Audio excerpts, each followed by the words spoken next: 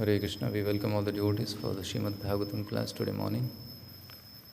So I seek the blessings of all the Vaishnavas and the Guru Parampara to speak something meaningful to uplift our consciousness. So today we are discussing from this chapter, Puranjana becomes a woman in the next life. So till now was the description of the life of a attached, pious materialist, Puranjana. He was a pious person, but he was attached to piety, but he was ignoring devotion. So he was attached to his family, wife, children, property, his city, and he was taking care of them. He was doing his dharma very nicely. But that attachment could not save him from death. That attachment and those relatives, friends, children, he had thousands of children, all of them could not save him at the time of death, nor could save him from the pain of death. So finally when death came in the form of time, Chandavega and other Prajvara and all the day and nights, they were attacking. So he could not fight, he lost. His life heir also, whom he trusted very much, he also gave hand. He could not save him, so he terribly lost. And he was carried away forcefully to the next destination. And because while dying, he was attached to his wife, as we read in the previous verse.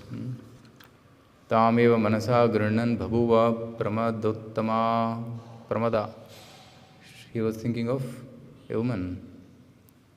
Antaram vidarbhasya rajasimhasya veshmani. So because he was remembering his wife, in the next life he was born as a wife, as a lady, as a daughter of a king. So as per, we read yesterday that how, as per one's consciousness at the time of death, one gets the next destination. So our next destination is already getting fixed now by the kind of our activities. Moment by moment, whatever activities we are doing, what we are thinking, what aspirations we are cultivating, that is actually giving rise to the next body. Right now it is ready. If we die right now, this moment, whatever bodies we deserve, we are transferred to that kind of body.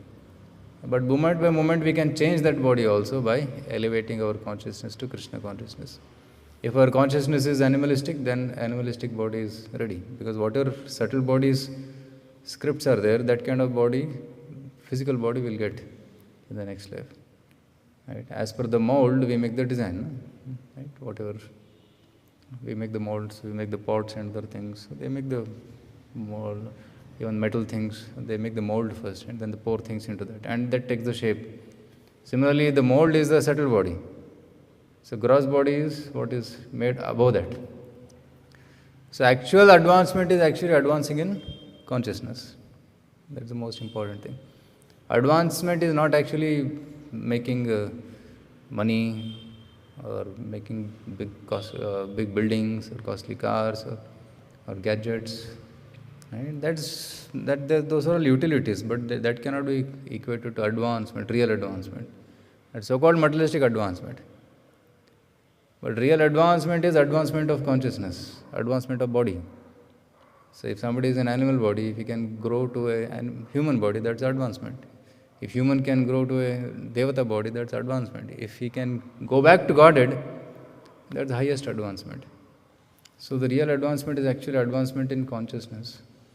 And that advancement in consciousness comes by only practicing Krishna consciousness, spiritual life, as given in Bhagavad Gita and Bhagavatam. But somehow Puranjana had no contact with Gita and Bhagavatam. She had only contact with Karma Kanda, portions of the Vedas. He was doing all these duties of family nicely, but that could not save him. That's why Prabhupada writes here, Karma Jnana Yoga should be rejected. They are of no help, they are of no use in solving the real problems of life. So the only thing which can help us is devotional service. So fortunately, by some great fortune,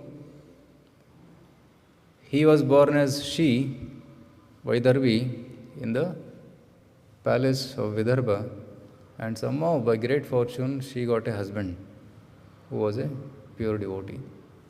And that devotee's name was Malayadhvaja. Upayeme Viryapanam Vaidarbhim Malayadhvajaha. Malayadhvajaha. So Prabhupada gives a very beautiful explanation for this word Malayadhvaja. Malaya means Malaya Parvat, and Malaya Parvat is strong, steady. Just like Himalayas are strong and tall and steady, they are not disturbed even when floods come or cyclones come. They stand steady. Similarly, Malaya means one who can stand steady without any disturbance, even in the most difficult situations, most tempting situations. Such a person is called Malaya. And Dhwaja means victory flag. Flag. One who can, Prabhupada says here, with his devotional flag unfurled, he always stands fast to conquer other conceptions of transcendental realization. So that's the meaning of Dhwaja. Right? So we have His Holiness Jaya Pataka Swami Maharaj. What is that Jaya Pataka? Pataka means flag. And victory flag means what? Bhakti or Krishna consciousness will be victorious over all other philosophies and conceptions of life. So that's the meaning of Malayadhvaja or Jaya Pataka. So Malayadhvaja, he was a great devotee. He had conquered over jnana, karma and yoga, and he was practicing pure devotional service. That was his qualification. To get such a husband is great fortune. So somehow she got this great fortune of associating with that husband, and she also took the benefit of associating with that husband. And sometimes we may get association of pure devotees, but one may not be able to take benefit of it. But here she took the benefit of associating with him by begetting good children. Actually, this is an allegorical story, but it also has a real meaning, which Prabhupada is explaining parallelly, but will also be explained in the further chapters in detail. So, sometimes with great fortune, Brahmanda Brahmite Kona Bhagyavana Jiva. We are also doing Brahman. Brahmanda Brahmite. After doing Brahman in so many bodies, millions and millions of lifetimes, we are rotating, and somehow, by great fortune, we have got the association of devotees, pure devotees. That's called Bhagyavan. So when we meet with a devotee, our good fortune arises. Till that time we are unfortunate. When we meet a devotee and we get the mercy of a devotee, we become fortunate. And that fortune is the causeless mercy of the Lord. There is no condition for that. There is no criteria for that. That's why it's called as causeless mercy. When Srila Prabhupada went to America and he preached to the hippies became devotees, and once they asked Srila Prabhupada, we have got such a great gift of Krishna consciousness. What was our qualification? And Prabhupada replied, you had no qualification. I made your qualification, he said. It means what? By giving their association, the pure devotees make us qualified to receive bhakti also. We are not even qualified to receive bhakti and practice bhakti. So pure devotees, by their association, by their strong desire, they give us the qualification. If he becomes a devotee, it will be so nice. What qualification did Jagai Madai have? What is their qualification? Most fallen. But that's not the qualification to get bhakti. The desire of Nityanand Prabhu was the qualification. Right? When Haridas Thakur and Nityanand Prabhu were walking in the streets of Nadia, and they saw these two big, tall, gundas kind of people, they were beating each other. On one hand they were having bottle and drinking, and they were calling bad names, and nobody dared come near them. They were all standing far off and watching the scene. And Nityanand Prabhu tells Haridas Thakur, see, these two people, I think we should give mercy to them. Haridas Thakur said, you have gone crazy? They'll beat us up. So they are not the people whom we should be encountering. We are so weak and thin, and they are so strong and tall. And you are telling we will give mercy to them? Yes. Because If these two people become devotees, then Lord Chaitanya's mercy will be glorified. It will bring glory to Gauranga. Param Vijayate Sri Krishna Sankirtanam. So we want to make Krishna conscious victorious. So let's give them mercy. Of course, first attempt failed, but second attempt successful. So with great humility, Nityananda approached and said, please chant Hare Krishna. And what was that? Madai beat him with a pot. But still Nityananda was praying, let him become a devotee. When Chaitanya Prabhu came in angry mood with Chakra, still Nityananda prayed, oh please forgive them. Please give them your mercy. So that strong desire of Nityananda was the only qualification. Even being fallen is not qualification. As some people are fallen, why don't they get mercy? But pure devotee's intervention is also required. And when pure devotees see that he is so much suffering, let him be relieved of his suffering. That becomes their qualification. So Brahmanda Brahmate Kona Bhagyavana Jiv Guru Krishna Prasade Pai Bhakti Lata Bij. So somebody came to us, knocked on our door, gave us book or told us chant Hare Krishna or gave us a card and invited to the temple and prayed for us, did puja for us, chanted for us. That made us qualified. But sometimes out of arrogance we think, I am a great devotee. No, I was made a devotee by somebody's prayers, isn't it? And who gave us the qualification to chant 16 rounds? Who gave us the qualification to preach Krishna consciousness? It's all, right? Yogyata vichare, kichu nahi pai, tumara karuna sar, right? No qualification. Right? Bhaktivinoda Thakur is telling, no qualification. Yogyata vichare, kichu nahi pai, tumara karuna sar. Karuna na haile, kandiya kandiya, prana na rakhi buara. So this is the mood which a devotee should be cultivating. That great humility, great dependence on our superiors, our gurus, spiritual masters. In that state of consciousness, one can advance properly. If one thinks that I am a great devotee, I am advancing, and by my own strength, then he is an illusion.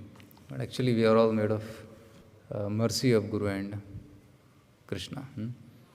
So, by great fortune, Puranjani Vaidar got a good husband. Her name is Vaidarbhi. So she associated with him, and he was very greatly qualified. Yudhi Nirjitya, he had conquered all other enemies. And Rajanyan, Yudhi Nirjitya Rajanyan, he had conquered all other enemies. And Pandyaha, he was Pandit. Right? Prabhupada says the word Panda means learned. Right? Pandita means learned person. So he was Pandyaha, means he was highly learned in the concepts of bhakti. And he had conquered all other philosophies. And Parapura Jayaha. Pura means city, Parapura means Vaikunta, the topmost city. And he had conquered, means he had the right to inherit that kingdom of God. So he was such a personality. I mean, he was already gone back to Godhead. He was here, but he was already there. Means he was Jivan Mukta. All the while staying in this body, he was liberated personality. Such was the qualification of Malayadhwaja. Similarly, the spiritual master also, he may be here in this material world, but he is already in the spiritual world. He is in contact with the spiritual world. So that is the nature of our acharyas. They may be here, but they are there. Right. I think yesterday, Sunday class, or Aditya was telling that when Gopakumara went to the spiritual Brahma Jyoti, he saw some streaks of lights falling down to the material world. Huh? So Shiva, in Shiva Loka they were standing. He asked Shiva, what is this? These people are falling. And Ganesha said, actually they are acharyas. Krishna is sending them. Go to earth, rescue my people and come back. So many people are coming. In all Brahmandas, right? So many acharyas. Even in India only so many acharyas have come. What to speak of other planets? Other planets also acharyas come. What to speak of other Brahmandas? So many acharyas are coming down, and one of the acharyas is Srila Prabhupada. And Bhakti Siddhanta Saraswati is also called as a ray of Vishnu, right, who was sent down to deliver people of this world. So similarly, so many acharyas come out of great compassion and preach the message of Krishna consciousness and liberate us from this material world. So that's their compassion. So the acharyas are there in this material world, but we should not consider them mortals. It is an offense to consider a guru to be an ordinary human. Gurushu naramati. Considering guru is to be an ordinary nara, ordinary human, is an offense. And there is all good chance of seeing like that, because we see Guru also eats, Guru also sleeps, Guru also feels tired, Guru also takes rest, Guru also does all activities which we also do. We think he is also like us. But no. He is in this body, but he is not affected by the troubles of this body. He is completely transcendental. His consciousness is completely transcendental. We cannot imitate their consciousness. So they are completely spiritual personalities. Their body, although their body is material, it is spiritualized by their spiritual touch, by their consciousness. So just like iron in fire becomes fiery, similarly the body of the pure devotee is in touch with, constant touch with Krishna, has become spiritualized. So that's a pure devotee's body is worshipped. Right? Ordinary body is burnt or buried. But pure devotee's body is worshipped even after they pass away, because that is spiritual, that is spiritualized. So the kingdom of God can be attained only by pure devotees of the Lord. Krishna is called Ajita, one who can never conquer, means who can never be conquered. But Ajita also becomes conquered by pure devotion. And the example is Damodar Leela. Srila Prabhupada quotes that Krishna is fear personified, but Lord Krishna is fear personified everyone, but he voluntarily agreed to fear the stick of Mother Yashoda. And Prabhupada is putting Damodar Leela here. Today is beginning of Kartik month. Today is first day, right? Pratipad. So the beginning. So coincidentally this line is coming here in Purinjana story. So he voluntarily agreed to fear the stick of Mother Yashoda. Krishna, God, cannot be conquered by anyone but his devotee. Such a devotee kindly married the daughter of King Vidarbha. So such exalted soul can only conquer Krishna. Krishna never comes in the hand of anyone. It is said that yogis and jnanis, they may try to capture Krishna by all their attempts, but still Krishna becomes avichintya tattve, one who cannot be attained. Even if they run at the speed of mind for millions of years, still they cannot attain Krishna. But devotee can capture Krishna in his heart. Bhakti baddham. Right? He can bind Krishna with a rope. So that is the power of devotee. So devotion is so great that Krishna also becomes subservient to the devotion. That's why devotional service is very, very, very rare. It's called Sudurlabha. Very rare. Who can attain this kind of devotion? No. Even Shukadeva Goswami says that what mercy Yashodamaya got, even Shiva, Brahma, Lakshmi also did not get. That's the power of Yashodamata's devotion. That even the Supreme Lord became conquered by her love. So such love is not, so that's why Raga Bhakti is not offered to anybody. Vaidya Bhakti, yes, people may practice, but Raga Bhakti, not. So that comes to the next shloka, that by the mercy of Malayadvaja, Vaidarbhi got a daughter. And what was her name? Asitekshana. Very beautiful name. Asitekshana. Ikshana means eyes. Asita means dark or black. One with having a black eyes. Why her eyes was black? Because she was always seeing Krishna. Because she was always seeing Krishna in her eyes, only Krishna was there, so her eyes were black. So there is allegorical meaning of this Asitekshana. Means, Prabhupada says here, figuratively this means the daughter of King Malayadvaja was also bestowed with devotional service, for her eyes were always fixed on Krishna. A devotee has no vision in his life other than Krishna. So by the mercy of Guru, what do we get? Bhakti. And then Navida Bhakti, the 7 limbs of Bhakti are also bestowed to us. Just like here by the mercy of Malayadvaja, Asitekshana was born, means devotion was born in her womb. Similarly, in the heart of a devotee, Shuddha Bhakti is born. Initially, the seed is put, and by nourishing it with Shravanam, Kirtanam, Smaranam, and all the Navagita Bhakti, gradually that Bhakti develops. The pure devotional service develops. So just like the father gives the seed in the mother's womb, and then gradually it develops into a child in 9 months. जय श्री श्री राधा विनोद अष्टसखी वृंद की जय, श्री श्री जगन्नाथ बलदेव सुब्रमण्य की जय, श्री श्री कौनिता की जय, श्री प्रभुपाद की जय. So just like it takes time for the child to grow, similarly it takes time for bhakti also to develop and fully bloom. And how much time it may take depends upon how we are nourishing the tree. And the nourishment for the tree is Shravanam Kirtanam, the first 2 limbs of bhakti. And when the Shravanam Kirtanam is intense, Shravanam Kirtanam is done properly from the right source, then the bhakti develops and becomes a big tree and then gives the fruits of Krishna Prema. So that's why here, this figuratively it is explained here. But why only 7? She also got 7 children, 7 sons. 1 daughter and 7 sons. So 1 daughter is Bhakti, and then the 7 sons are actually Vaidhi Bhakti, Vidhi Marga. What is the difference between Vidhi Marga and Raga Marga?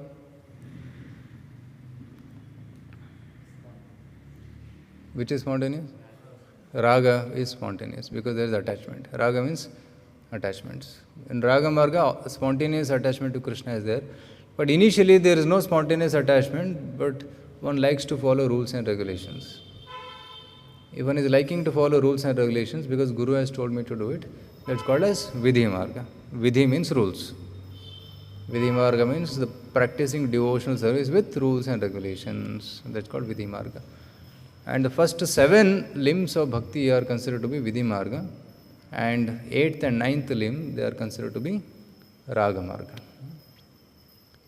So Vidhi Marga should be practiced by all of us. Like Sakyam and Atma Nivedan, which are the last 2, Prabhupada says that they are reserved for very, very, very advanced devotees at the highest stage. But the first 7 can be practiced by even normal devotees. Okay. So what are the first 7? Shravanam, Kirtanam, Vishnoh, Smaranam, Padasevanam, Archanam, Vandanam, Dasyam. Till 7, till Dasyam. These are the 7 first 7 processes of Navavida Bhakti.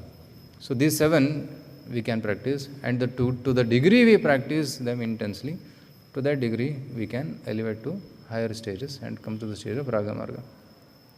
And just practicing this 7 is not sufficient. We are also doing Shravanam, Kirtanam, we are doing Service Dasyam, we are also doing remembrance of Krishna, Smaranam, Padasevanam, and those are pujaris, they may do Padaseva of the Lord in the altar, one may also do, right? Vandanam, offering prayers, Archanam, doing Arti. So all these activities we are doing, but if it becomes mechanical and ritualistic, then one will not go to Raga Marga. And what is the criteria for going from Vidhi Bhakti to Raga Bhakti? An intense longing or desire is required. That I want to serve Krishna. I want to attain Krishna. That laulyam is required. Only that if Vaidhi Bhakti is practiced with that intense desire or greed to attain Krishna, then only it will become Raga Bhakti. So just doing mechanically will keep us there only, and we may not get the higher taste. So at whatever level we are, if you want to advance to the higher level, we should do bhakti with full consciousness and with intense longing to attain Krishna. And if that longing is there, then we advance to higher stages. This is the basic criteria for going to the higher stages. And another criteria is one should have intense attraction to one of the Ragatmika devotees. That is also another criteria. One should be very much inspired by great devotees, especially who are in the Nitya Lila or in the Siddha Deha. They are actually in spontaneous devotional service, ragatmika bhaktas. To one such devotee, one should have intense attraction.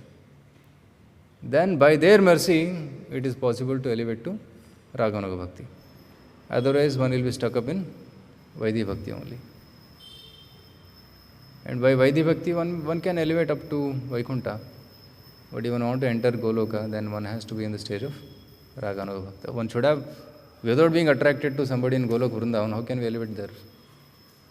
Simple logic. So we should have some attraction, intense attraction to some devotee in that path. So especially our parampara is called as Rupa Anuga parampara, isn't it? Rupa Anuga, Raga Anuga, and especially we are Rupa Anuga. Why? Because our whole parampara is guided by Srila Rupa Goswami's literatures.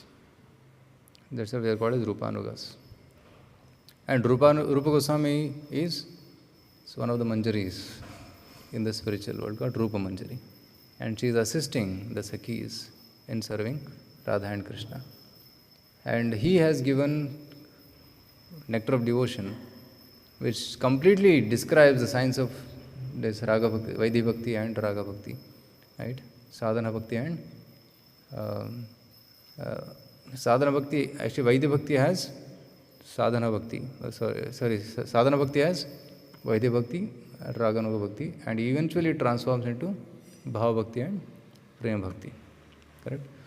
So Rupa Goswami himself has given this technology, this science in the scriptures. And by following that, one can elevate to the higher stages of bhakti. And in specific, even within Rupanugas, we are Prabhupada-anugas. And is Srila Prabhupada a Ragatmika Bhakta? Yes or no? There is some doubt lag raha tha. Srila Prabhupada is a Ragatmika Bhakta. He is from Vrindavan. And his heart is always in Vrindavan. Of course, Prabhupada did not reveal his Swarupa in any of his books or lectures, but sometimes he indicated of being in a playful mood with Krishna. Kata bane, luta puti, bane khai. What is that? When will the day come when I will be on the bank of Yamuna playing with Krishna, and then also eat with Krishna in the tiffin box and steal food and eat with him. So like this, that kind of desire Srila Prabhupada is expressing. So he is a very, very exalted devotee coming from Goloka Vrindavan. And that's why he could spread Vraja Bhakti. Right? If somebody doesn't have Vraja Bhakti, how can he spread Vraja Bhakti? Prabhupada is advanced Nitya Siddha, right? Ragatmika Bhakta. And if we follow in the footsteps of Srila Prabhupada, so we are also Raganuga Bhaktas. If we become Prabhupada Anugas, what are we? Raganugas. So one should have, for that, what is the criteria? We should have intense attraction for the activities and leelas of Srila Prabhupada. And more than that, teachings of Srila Prabhupada. If we can develop attachment to Srila Prabhupada and his teachings, and our life is perfect. Because we are following Raganuga Bhakti, by following his footsteps. Prabhupada said, do as I have done. If you just do what Prabhupada has done and follow in his footsteps, our success is guaranteed. Right? If you are in a thick jungle and you are stuck up there and you don't know how to go out, then somehow you come across a footpath. In the forest, they have this pathway which people have walked. And you keep following that, you will reach the destination. Similarly, Prabhupada has come here in this dense forest of material enjoyment, and we don't know how to get out. And Prabhupada has walked out of this material world, and while walking out, he has left a path. Chant 16 rounds, follow 4 negative principles. That's the path. And if you follow this strictly, sincerely, then we will also go back to Godhead. Clear? It is so simple. So, now by great fortune, Vaidharvi got Maladhara, and we have got Acharya Sri Srila Prabhupada and his disciples, who are also exalted souls and who are preaching Krishna consciousness all over the world, following in the footsteps of Srila Prabhupada. And by their mercy, we have got Bhakti Lata Bij. We have received it. But now we have to nourish it. And we have to grow it. And by the mercy of Guru and by our own little bit endeavor, we can grow this bhakti and then follow his Vaidhi bhakti. And naturally, when we develop attraction to the pure devotees like Srila Prabhupada, then we will also develop Raganuga bhakti. And then what will happen? We will go back to Godhead. We will also become Para Purajaya. We will also conquer the spiritual world. We will also go back to Godhead. So these, and another additional point Srila Prabhupada mentioned here is the 7 sons, they became the kings of Dravida Desha or South India. And Prabhupada especially says in the modern terminology, there are the 5 states of South India. What are the 5 states? Karnataka, Telangana, Andhra Pradesh, Kerala and Tamil Nadu. See, these are the 5. Prabhupada says all are very strong in rendering the preliminary devotional service processes. There was great acharyas in South India. They came and wrote bhajans, kirtans. They meditated on the Lord. They did service to the Lord. Right? Especially in Shiva Vaishnava, we see the Dasya Bhava very prominent. Right? So, Prabhupada especially mentions Ramanacharya and Madhvacharya. They came from Dravida Desh, South India, and became great preachers. They are all situated on the platform of Sakhyam and Atmanivedanam. Right? So Madhvacharya is such a great devotee that Krishna came all the way from Dwarka to receive his service. And Madhvacharya carried him in his hand and came and established Udupi Krishna deity and worshipped him and established such elaborate worship that even after 800 years he is still continuing without any compromise. Right? So such love and such system was established. And Sripad Ramacharya also established so many temples in Tamil Nadu, Melkote, and set the standard for Sri Vaishnava devotees. So there's many other acharyas also, like Alvars came, and Haridas, Dasa Parampara is also here. Right? So in Kerala also you'll find so many devotees in Guruvayur and Thiruvananthapuram. And so actually South India was the womb of bhakti, where bhakti took birth. So many acharyas took birth and preached all over Bharatavarsha. But unfortunately, in this same pious land, there is atheism and so many other philosophies are also now taking birth. But bhakti is there. It's not, bhakti can never be vanished. It is there, but somehow it is covered over by other kind of philosophies. But we all, also from South India, we should try to revive this bhakti and make bhakti more prominent by Malayadhvaja, by putting the victory flag of Krishna consciousness, by preaching Krishna consciousness and defeating other philosophies and establishing bhakti, Krishna bhakti as the topmost. So that's our responsibility and our service to the Guru Parampara. So I'll pause here. If somebody has any comments, questions, we can take.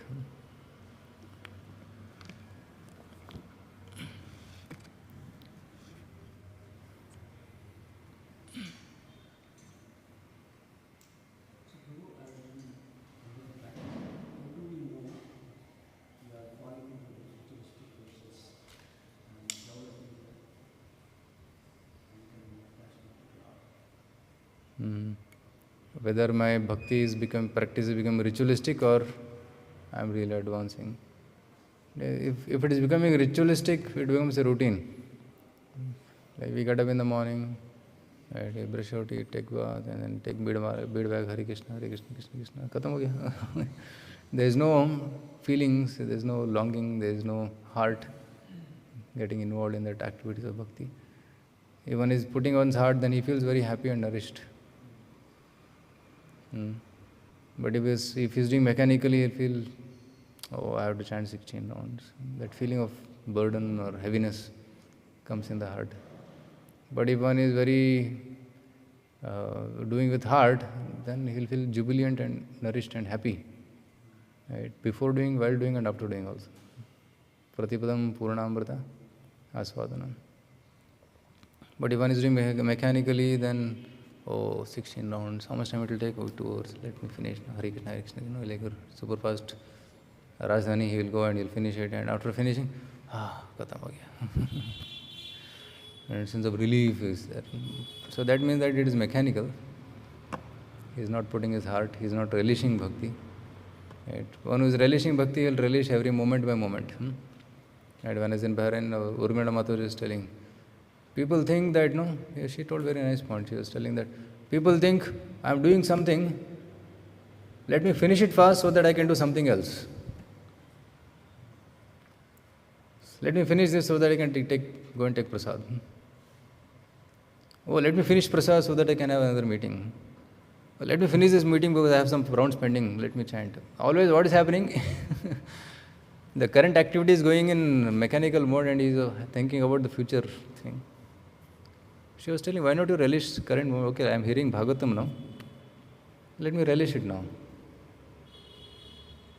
And while eating prasad, okay, let me relish. Let other thing wait. No? Let me relish eating prasad. It's mercy of Krishna. And while doing management waiting for Krishna, let me do it nicely. Okay, chanting and wait. Let me finish this meeting nicely. Because it's also for Krishna. Let with full heart, let's do this. And then, okay, chant, whatever. See, in that way, she was telling that, no, devotees, when they worry about future activity, they are failing to relish current activity and missing Krishna in that current activity. So moment by moment, whatever activity you are doing right now, let's try to relish that activity. So that is the point she strongly mentioned in one talk there. Right? So chant, while you're chanting, let's relish chanting. While you're taking darshan, let's relish that. While you're offering obeisances, feelingly, heartily offer obeisances. While taking prasad, Krishna Bado Dayamaya. You can think of Krishna's mercy and relish prasadam. So in that Krishna consciousness is so subtle that we may miss it. If you are not attentive, if you are in hurry burry, we may miss it. So that's the point. I don't know whether it answered your question, but I just spoke something. Hare Krishna. We'll end here. Srila Prabhupada ki Jai.